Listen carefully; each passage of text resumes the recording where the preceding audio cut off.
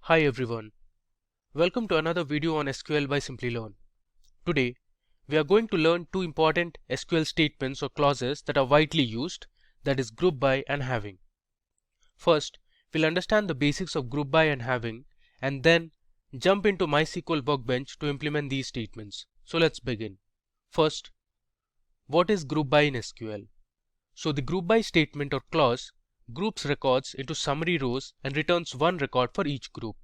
It groups the rows with the same group by item expressions and computes aggregate functions for the resulting group. A group by clause is a part of select expression. In each group, no two rows have the same value for the grouping column or columns. Now below, you can see the syntax of group by. So first we have the select statement, and then followed by the column names that we want to select. From, we have the table name, followed by the where condition, and next we have the group by clause, and here we include the column names. Finally we have the order by and the column names. Now here is an example of the group by clause. So we want to find the average salary of employees for each department.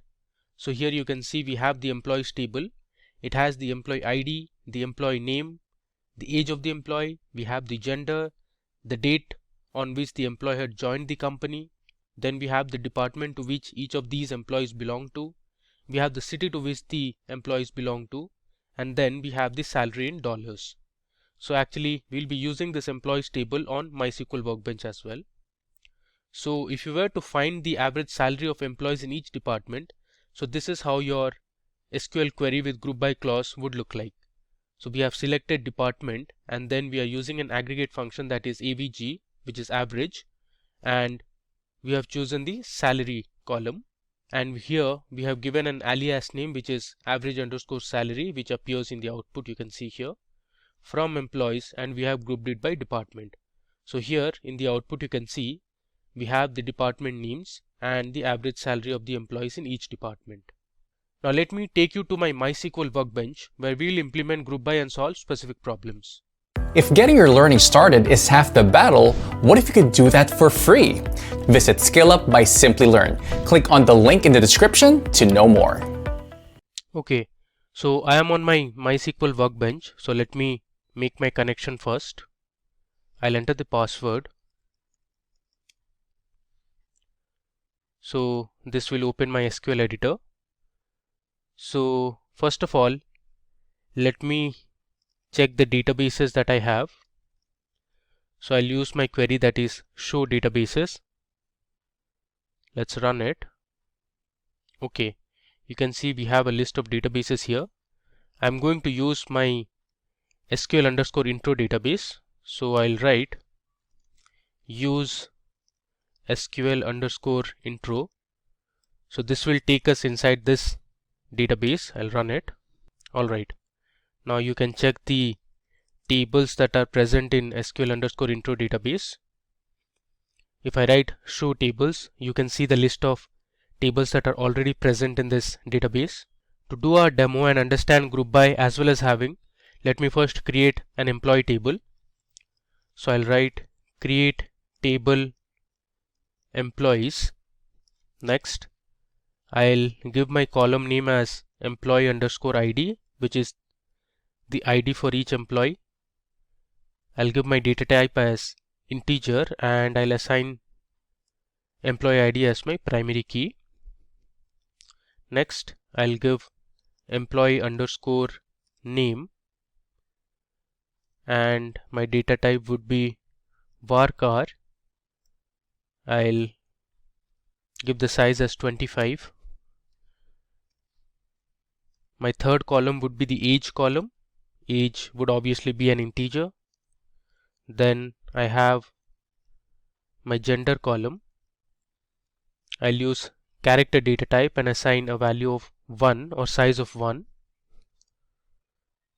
Next we have the date of join, and the data type will be date. We have the department column as well. This is going to be of varchar and 20 will be the size. Next, we have the city column,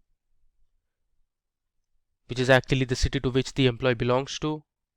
And finally, we have the salary column, which will have the salary for all the employees. Okay, now let me select and run this. You can see here we have successfully created our table. Now to check if our table was created or not, you can use the describe command. I'll write describe employees. You can see the structure of the table so far. Alright, now it's time for us to insert a few records into this employees table.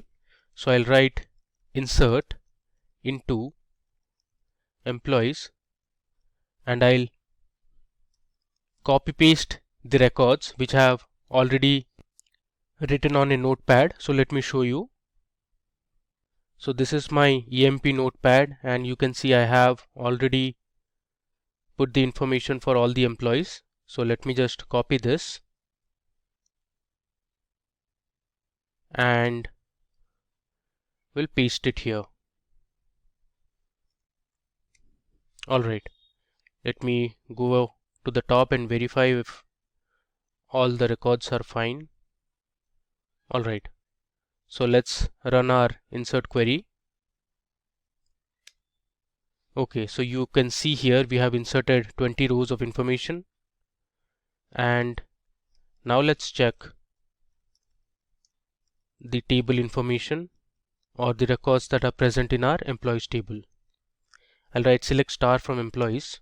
If I run it, you can see here I have my employee ID, the employee name, age, gender, we have the city, salary, and in total we have inserted 20 records. Now let me run a few SQL commands to check how the structure of our table is. Let's say I want to see the distinct cities that are present in our table. So I'll write select distinct city from employees.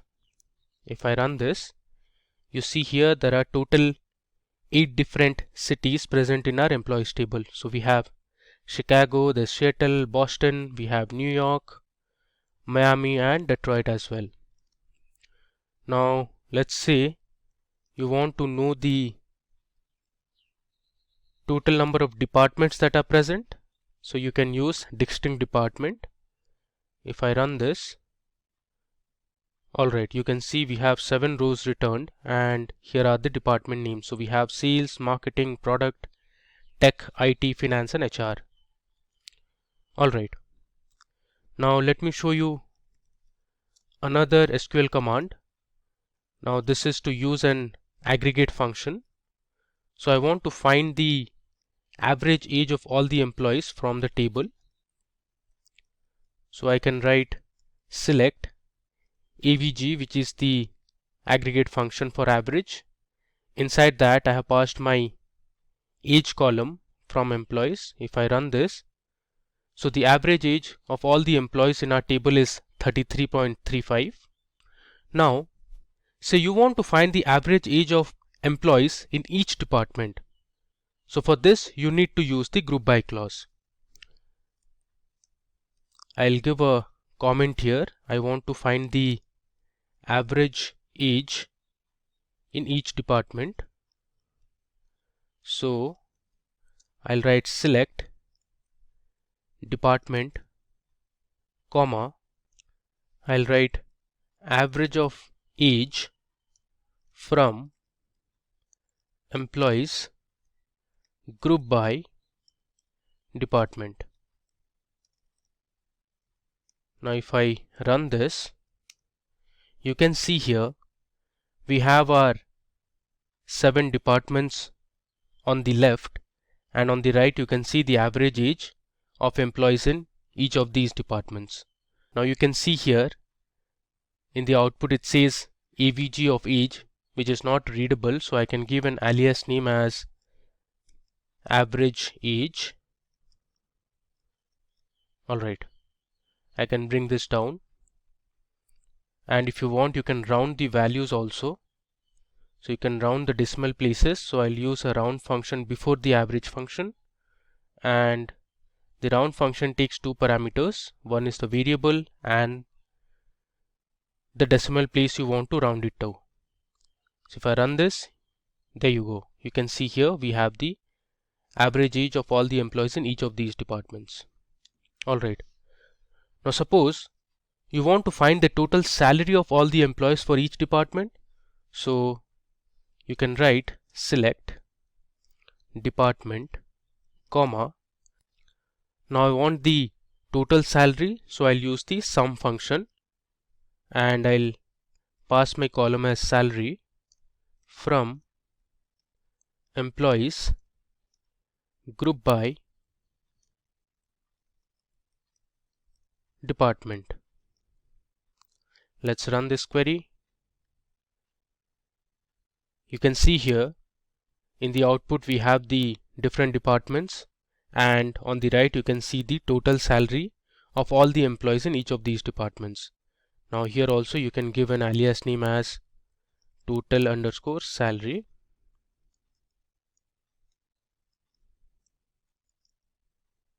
Let's run it again and you can see the output here. Alright, now moving ahead, you can also use the order by clause along with the group by clause. Let's say you want to find the total number of employees in each city and group it in the order of employee ID. So to do this, I can use my select query. I'll write select count of, let's say, employee ID, and I want to know the city as well, from employees group by city, and next you can use the order by clause. I'll write order by count of employee ID, and I'll write DESC, which stands for descending. If I run this query, you can see here on the left you have the count of employees, and on the right you can see the city names. So in Chicago we had the highest number of employees working, that was 4. Then we had Seattle, Houston, Boston, Austin, and the remaining also had 2 employees. So in this case we have ordered our result based on the count of employee ID in descending order. So we have the highest number appearing at the top and then followed by the lowest. Okay, now let's explore another example. Suppose we want to find the number of employees that joined the company each year. We can use the year function on the date of joining column. Then we can count the employee IDs and group the result by each year. So let me show you how to do it. So I'll write select. I'm going to extract year from the date of join column. I'll give an alias as year. Next, I'll count the employee ID from my table name, that is employees, and I'm going to group it by year, date of join. I give a semicolon. Alright, so let's run this. Great. You see here in the result we have the year that we have extracted from the date of join column, and on the right you can see the total number of employees that joined the company each year. So we have in 2005 there was 1 employee. Similarly, we have in 2009 there were 2 employees. If I scroll down, you have information of other years as well. Now if you want, you can order this as well based on year or count. Okay. Now you can also use the group by to join 2 or more tables together. So to show you this operation, let me first create a sales table. So I'll write create table sales, and the sales table will have columns such as the product ID, which is going to be of integer type. Then we have the selling price of the product, Now this will be a float value. Then we have the quantity sold for each of the products. So I'll write quantity will be of integer type.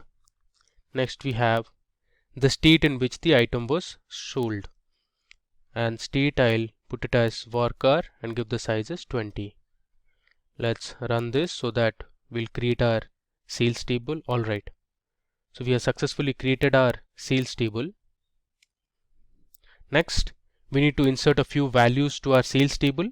So I have already written the records in a notepad. Let me show you. Okay, so here you can see I have my sales text file. Let me just copy these information. I'll just paste it on the query editor. Okay, now let me go ahead and run this insert command. Alright, so you can see here we have successfully inserted 9 rows of information. So let me just run it through what we have inserted. So the first column is the product ID column. Then we have the selling price at which this product was sold. Then we have the quantity that was sold and in which state it was sold. So we have California, Texas, Alaska. Then we have another product ID which is 123, and these are the states in which the products were sold. So let me just confirm with the select statement. I'll write select star from sales. If I run this, you can see we have successfully created our table. Okay, now suppose you want to find the revenue for both the product IDs 121 and let's say 123, since we have just two product IDs here. So for that you can use the select query. So I'll write select product ID. Next I want to calculate the revenue. So revenue is nothing but selling price multiplied by the quantity. So I'll use the sum function to find the total revenue, and inside the sum function I'll use my selling price column multiplied by my quantity column. I'll give this an alias name as revenue from my table name, that is sales. Finally I'll group it by product ID. Let's run it. There you go. So here you can see we have the two product IDs 121 and 123, and here you can see the revenue that was generated from these two products. Alright, now let's say we have to find the total profit that was made from both the products 121 and 123. So for that I'll create another table. Now this table will have the cost price of both the products. So let me create the table first. I'll write create table. Let's say the table name is C product, which stands for the cost price of the products. I'll give my first column as product ID. This will be an integer, and I'll have my second column as cost price. Cost price will have floating type values. Let's run this. So we have successfully created our product cost table. Now let me insert a few values into the C product table. So I'll write insert into C underscore product. I'll give my values for 121. Let's say the cost price was $270 for each, and next we have my product as 123, and let's say the cost price for product 123 was $250. Let's insert these two values. Okay, next we'll join our sales table and the product cost table. So this will give us the profit that was generated for each of the products. So I'll write select C dot product underscore ID, comma, I'll write sum S dot sell underscore price. Now here C and S are alias names. So if I subtract my cost price from the selling price, that will return the profit that was generated. I'll multiply this with S dot quantity, close the bracket. I'll give an alias name as profit from sales as S. So here S stands for the sales table. I'm going to use inner join C underscore product table as the alias name should be C, where S dot product underscore ID is equal to C dot product underscore ID. We are using product underscore ID because this column is the common column to both the tables. And finally, I am going to group it by C dot product underscore ID. Alright. So let me tell you what I have done here. So I am selecting the product ID. Next, I am calculating the profit by subtracting the cost price from the selling price, and I have multiplied the quantity column. I am using an inner join to connect my sales and the product cost table, and I am joining on the column that is product ID, and I have grouped it by C dot product ID. Let's run this. There you go. So here you can see for product ID 121 we made a profit of $1,100, and for product ID 123 we made a profit of $840. So now that we have learnt group by in detail, let's learn about the having clause in SQL. The having clause in SQL operates on grouped records and returns rows where aggregate function results matched with given conditions only. So now having and where clause are kind of similar, but where clause can't be used with an aggregate function. So here you can see the syntax of having clause. You have the select statement followed by the column names from the table name, then we have the where conditions, next we have the group by, finally we have having, and at last we have order by column names. So you can see here we have a question at hand. We want to find the cities where there are more than 2 employees. So you can see the employee table that we had used in our group by clause as well. So if you were to find the cities where there are more than 2 employees, so this is how your SQL query should look like. So we have selected the employee ID and we are finding out the count using the count function. Next we have selected the city column from employees. We have grouped it by city, and then we have used our having clause. So we have given our condition having count of employee ID should be greater than 2. So if you see the output, we have the different city names, and these were the cities where the count of employees was greater than 2. Alright, so let's go to our MySQL workbench and implement how having works. So suppose you want to find those departments where the average salary is greater than $75,000. You can use the having clause for this.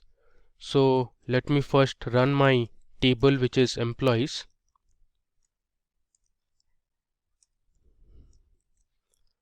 If I run this, you can see we had inserted 20 rows of information, and the last column we had was salary. So the question we have is, we want to find those departments where the average salary is greater than $75,000. So let me show you how to do it. So I'll write select department, comma, I'll use the aggregate function that is average salary. I'll give an alias name as avg underscore salary from employees, Next, we'll use the group by clause, and I want to group it by each department, and then I'm going to write my having clause. So in having clause, I'll use my condition, that is having average of salary greater than $75,000. Let's run it and see the output. There you go. So here you can see there were total 3 departments in the company, that is sales, finance and HR, where the average salary is greater than $75,000. Okay. Next, let's say you want to find the cities where the total salary is greater than $200,000. So this will again be a simple SQL query. So I'll write select city, comma, I want to find the total salary, so I'll use the sum function, and I'll pass my column as salary, as I'll give a alias name as total from employees group by city, and then I am going to use my having clause. I'll pass in my condition as having sum of salary greater than $200,000. Alright, so let's run this query. There you go. So the different cities are Chicago, Seattle and Houston, where the total salary was greater than $200,000. Now suppose you want to find the departments that have more than 2 employees. So let's see how to do it. I'll write select department, comma, this time since I want to find the number of employees, I'm going to use the count function. I'll write count star as employee underscore count or EMP underscore count, which is my alias name, from employees. Next, I'll group it by department, having, I'll give my condition count star greater than 2. Let's run this. Okay, so you have departments such as sales, product, tech and IT, where there are more than 2 employees. Okay, now you can also use a where clause along with the having clause in an SQL statement. So suppose I want to find the cities that have more than 2 employees apart from Houston. So I can write my query as select city, comma, count star as EMP count from employees, where I'll give my condition city not equal to Houston. I'll put it in double quotes since I don't want to see the information regarding Houston. I'll group it by city, having count of employees greater than 2. So if I run this query, you see we have information for Chicago and Seattle only, and we have excluded the information for Houston. Now you may also use aggregate functions in the having clause that does not appear in the select clause. So if I want to find the total number of employees for each department that have an average salary greater than $75,000, I can write it something like this. So select department, comma, count star as EMP count from employees group by department, and in the having clause I'm going to provide the column name that is not present in the select expression. So I'll write having average salary greater than 75,000. This is another way to use the having clause. Let's run this. Alright, you can see we have department sales, finance and HR, and you can see the employee count where the average salary was greater than 75,000. Okay. So let me run you from the beginning what we did in our demo. So first we created a table called employee, then we inserted 20 records to this table. Next we explored a few SQL commands like distinct, then we used average, and finally we started with our group by clause, followed by looking at how group by can be used along with another table, and we joined two tables, that was sales and product cost table, to find out the profit. Then you learned how to use the having clause. So we explored several different questions and learned how to use having in SQL. And that brings us to the end of this video tutorial on group by and having in SQL. I hope you liked it. If you have any questions, then please feel free to put them in the comment section of the video. Thank you for watching and keep learning. Hi there, if you like this video, subscribe to the Simply Learn YouTube channel and click here to watch similar videos. To nerd up and get certified, click here.